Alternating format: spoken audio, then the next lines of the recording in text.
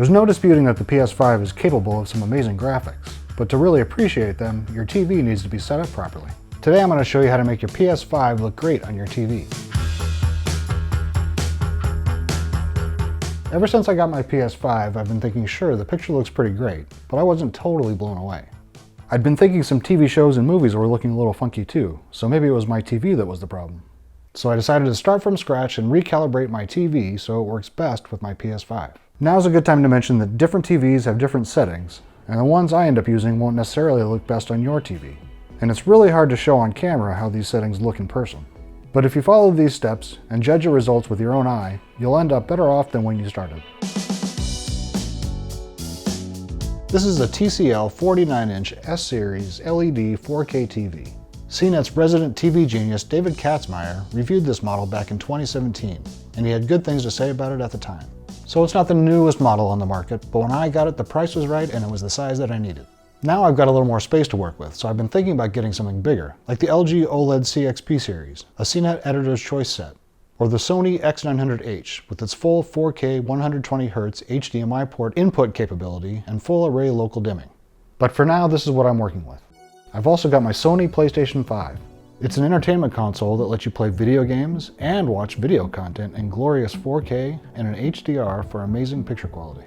I also recently added an Apple TV 4K from my cable TV provider, Spectrum. They gave me the option to get a traditional cable box or this little 4K streamer which uses the Spectrum app to deliver all my cable TV channels.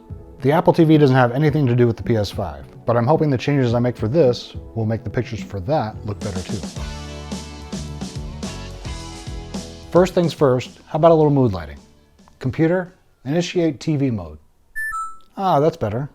TVs usually look best in a dark room, and you should do your calibrating in your normal viewing environment. To get started, I'm going to do a reset of all the picture settings on my TV, so we're starting with a clean slate. On my set, that means going to the advanced system settings. Select factory reset, and reset TV audio picture settings. Then I press the play pause button 3 times. And everything is reset to the original default values. Very bright and very blue. Now on this TV, I can adjust the picture settings individually for each of the HDMI inputs I'm using. So I'll select my PS5 and make sure that it's turned on. Otherwise, some of the HDR settings don't show up in the menu.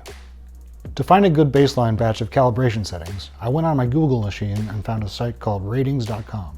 Here you can search for your TV model to find the calibration settings they came up with in their testing. Following the site's advice, I'm going to go to normal TV brightness, leave picture size on auto, and select normal HDR for picture mode. When I showed these settings to David Katzmeyer, he actually suggested brighter on TV brightness and dark on HDR. This is a bit brighter overall, but the color accuracy is a little better. In the picture settings area, I'm going to bring the backlight down to 59, like that one website suggests. Leave the brightness and the contrast where they are, and bring the sharpness down to 0. They recommend the warm color temperature, but I like a little less red in my picture, so I'm going to bring it up to normal. And while we're here, I'm going to turn on game mode, which is supposed to help with input lag. I've never noticed a problem with lag, but I'm not super picky either. When Katzmeyer tested the input lag on the 55-inch version of this TV with non-4K sources, it was 15 milliseconds, which is very fast. Ratings.com also suggests checking the HDMI settings to make sure the HDR signals come through. That's back out here in TV inputs.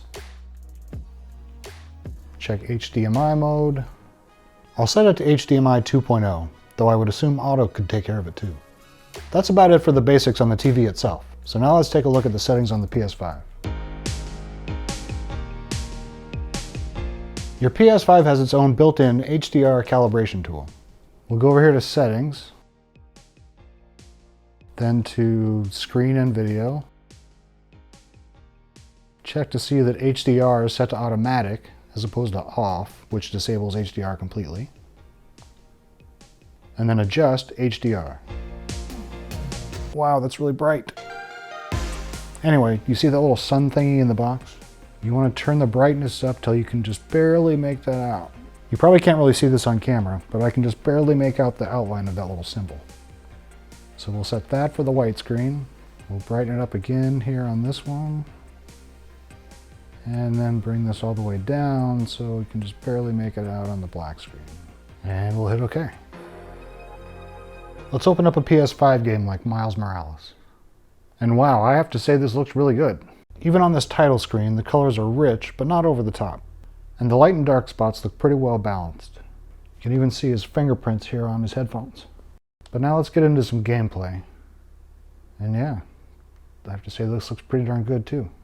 Everything looks balanced, and there's good detail in the shadows. Oh look, there's even a little mouse. This is already a lot better than what I had before, but we're not done yet. Many games that were made with HDR in mind are going to have their own settings you can adjust. So I'm going to pause Spider-Man here, going down to Settings, and then Visual.